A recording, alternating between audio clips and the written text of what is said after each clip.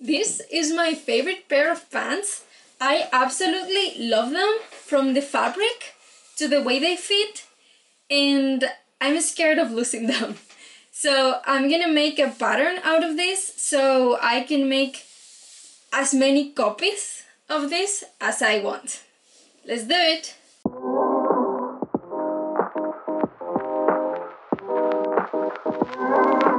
First, I started tracing my pattern in a bunch of A4 sheets of reused paper so that later I can scan them and you can have this pattern for free in the link down below.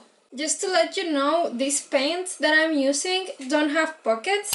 They stretch vertically, not horizontally, so not in width but in length.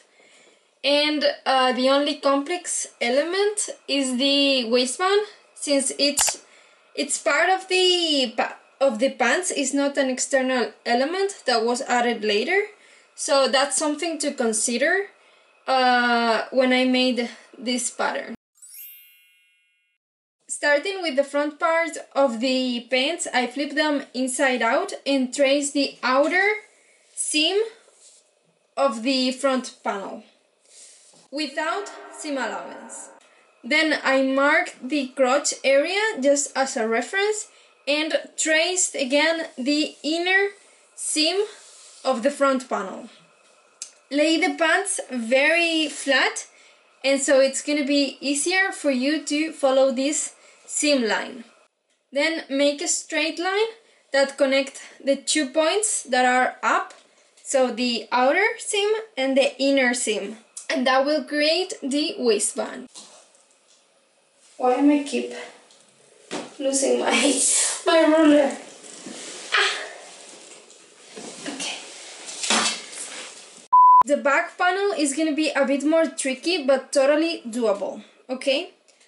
Flip them inside out and lay the pants very flat. And start tracing the outer seam, just like we did with the front panel. Then mark the crotch area as a reference. The tricky part comes now, since the back panel is going to be bigger than the front panel, and that means that when you fold it, it's not gonna be possible to trace it like we did with the front panel, but you have to do some calculations. But it's totally easy and doable, so don't worry. With the inner seam, what we have to do, once we have the pants inside out and flat, is measure the distance between the fold line and the seam. That distance is the distance we have to add to the point that our pants reach in the paper, okay? I know it sounds a bit complicated, but I hope the video helps.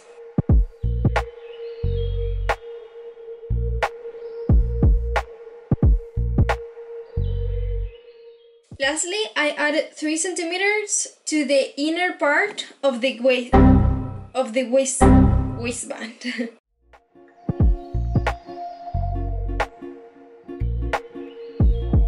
And connected those waist points with a curve. I later increased the waistband by 6 centimeters up, following the same structure that we did before with this kind of slope. And that's how they turn out.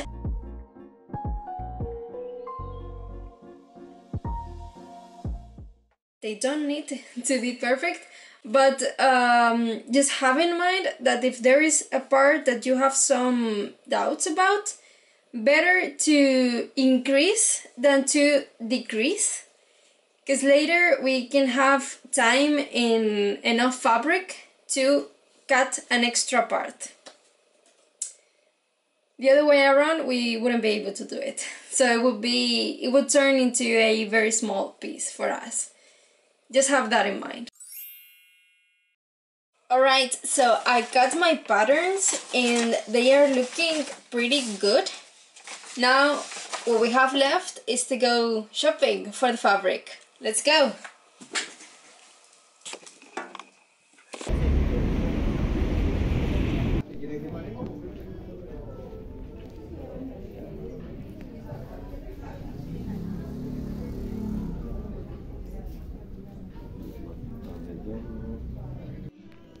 Adiós. Adiós, buenas tardes, muchas gracias.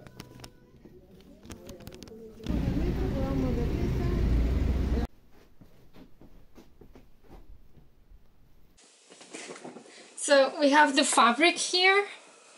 Now we need to trace the pattern in this fabric. Start cutting, leaving 1 finger of seam allowance all around except in the waistband. And at the bottom, I usually go for 3 fingers just in case. You can always trim that if you don't need that much fabric there.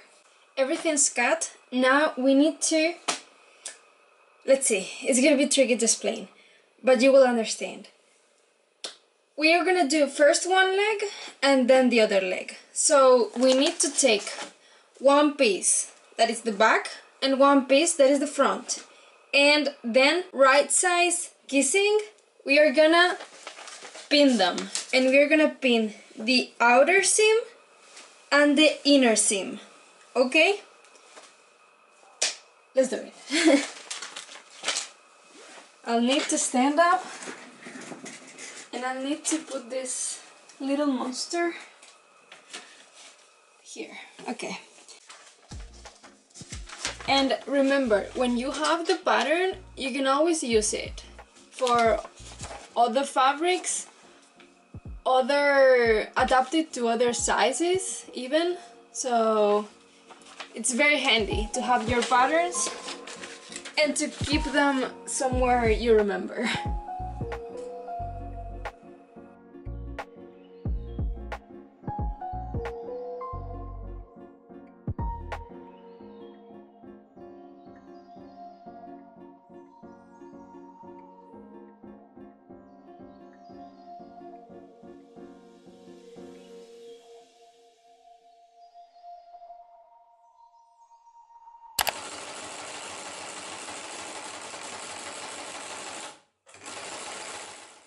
I finished sewing both of my legs, and as you can see, I only did a simple stitch along the outer and inner seam. And that's for a reason, because when we have all the pant completed, we can cut closer to the seam and secure it. In my case, I only have a sewing machine. I don't have a locker, I think it's called. So, but we can do a zigzag stitch after to finish everything and secure it. So now we have the crotch area to sew.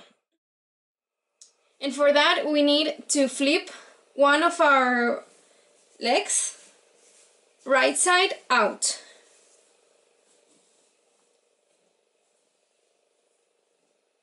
Now find the front part and align it with the front part of the other leg. And for that, we need to put it inside.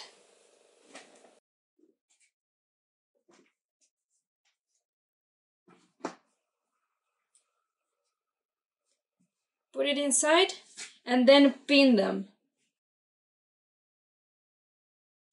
This can be a little bit tricky, so I suggest when you do it, mark the front of your pants, the front part of your pants, so that you really know that you're doing it right.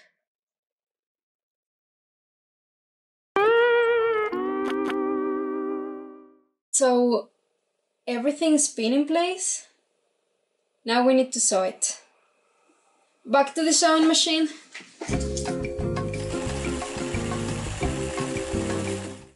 Good morning. It's a new day and it's the day that we're gonna finish the pants. finally. There's a couple steps left, like the upper band. We need to fold this to create the set band and introduce here a elastic band.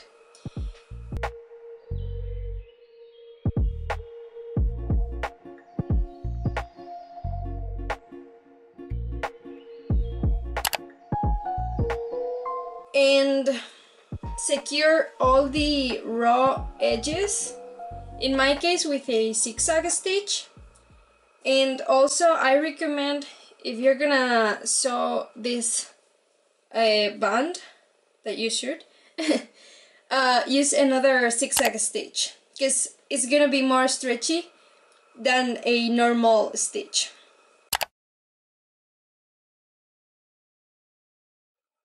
And lastly, you can go ahead, try it on, and ask someone to pin the exact length of the pants. And well, if you don't have someone, then just measure it with another pants and you would be good to go. This is the end result. I love it, honestly.